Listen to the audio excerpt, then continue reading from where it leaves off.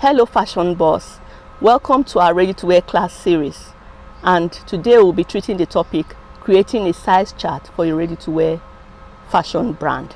My name is Laura Onibode. I'm your number one fashion business success coach, and I'm also a fashion designer and the self-acclaimed apostle of ready to wear fashion business. What is a size chart?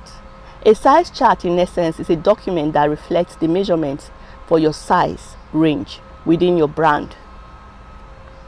A size chart typically is characterized by three main measurements, which are bust, waist and hips. A lot of times people are asking where is the shoulder measurement and so on and so forth, other measurements.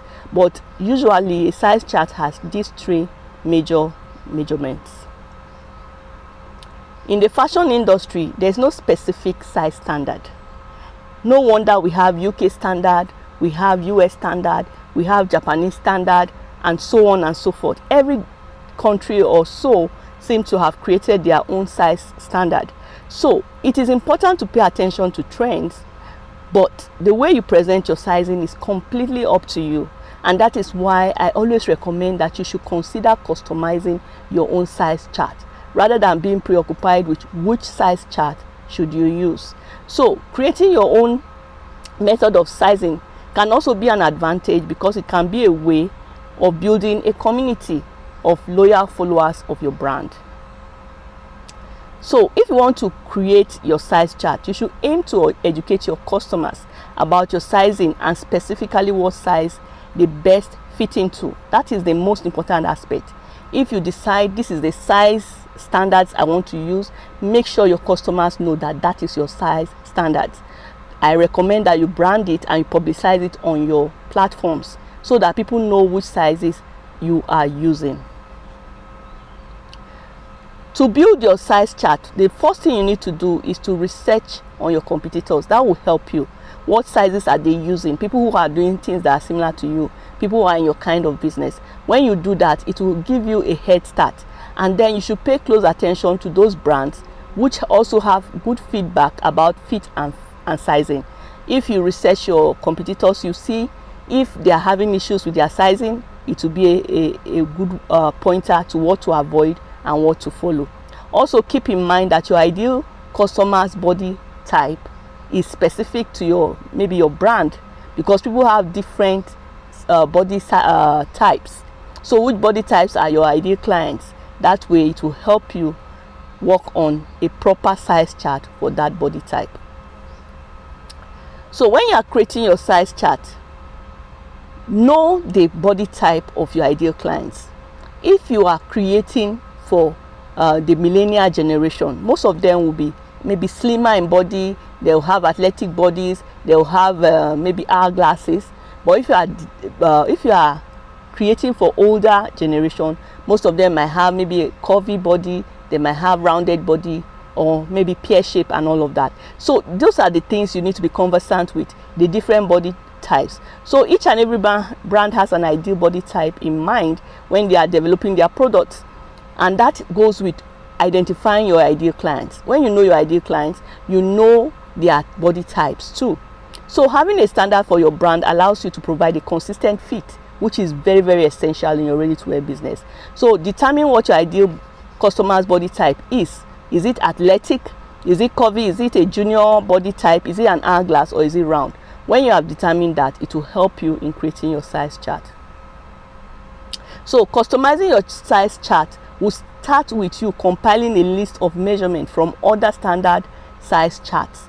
You can pick up the UK or the US or from other business brands. Just pick up some size charts, compile the list of measurements. You can compare like maybe the bust of different size charts, compare the waist of different size charts, compare the hips of different size charts. When you do that, you take the list and you average out each measurement.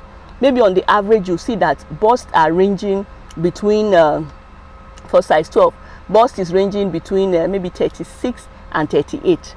Once you've discovered that, you take an average. An average might be 37.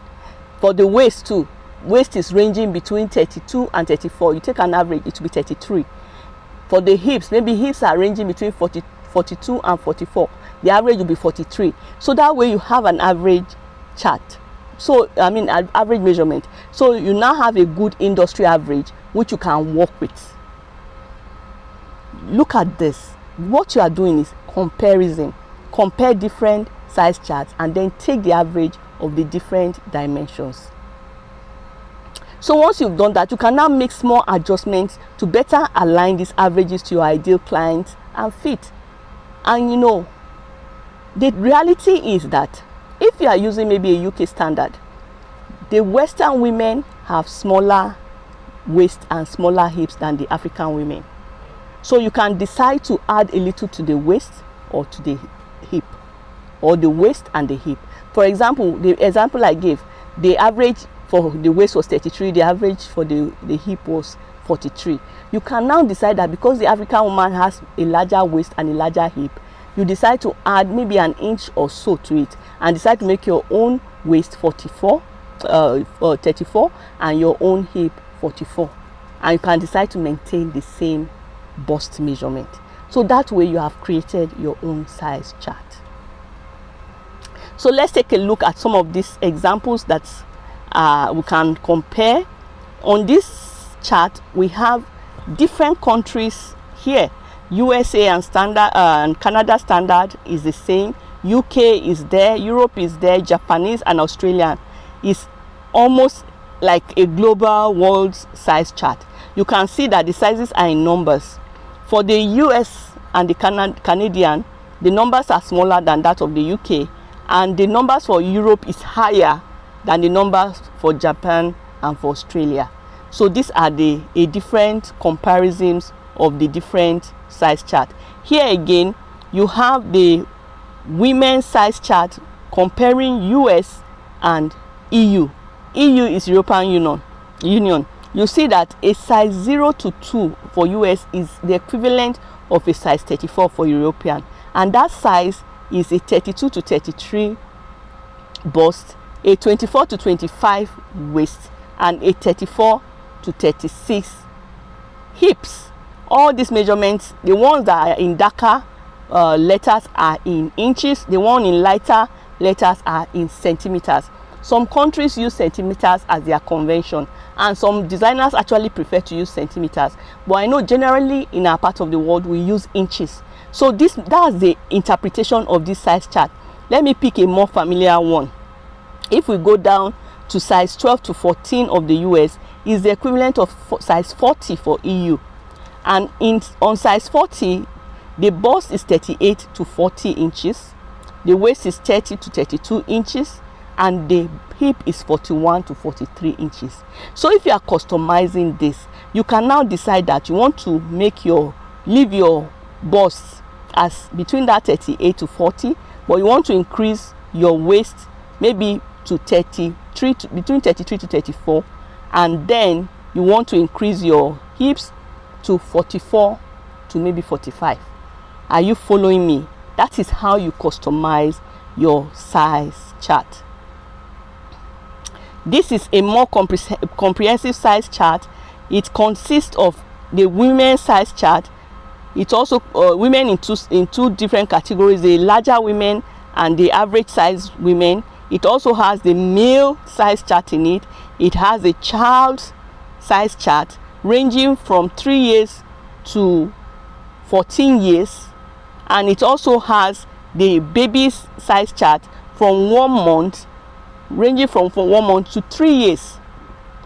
So this last example is a complete or a more comprehensive size chart sample. So you have babies there, you have children there, you have men, you have younger women or smaller women, and then you have plus size women on this chart. So there is no rocket science in size charting. All that is there is numbers, and if you are very experienced in sewing, you will understand how these things form. People generally have larger hips, and the waist is usually smaller, and the bust is somewhere there, but it is not a norm, because depending on the body shape, if somebody has a pear-shaped body, her hips will be much larger than her bust. Somebody that has an hourglass body shape, the bust and the hip will almost be the same and the waist will be smaller. Somebody that has an inverted triangle shape, the bust will be larger than the hip. So those are things you need to understand, body shapes, so that in determining your size chart, you study it against the kind of people that you are making clothes for. People who have athletic body shape, their bust, waist and hips are almost the same. It's like a pillar. The difference is not so much. So study these things and use it to now modify to create your own custom size chart. So that is that. We've come to the end of this training. I hope this helps. I hope it has given you a more clearer view of what size chart is about, and I also hope you've been inspired to work towards creating your own size chart for your brand. So thank you for being a part of this training, and I want to say bye for now.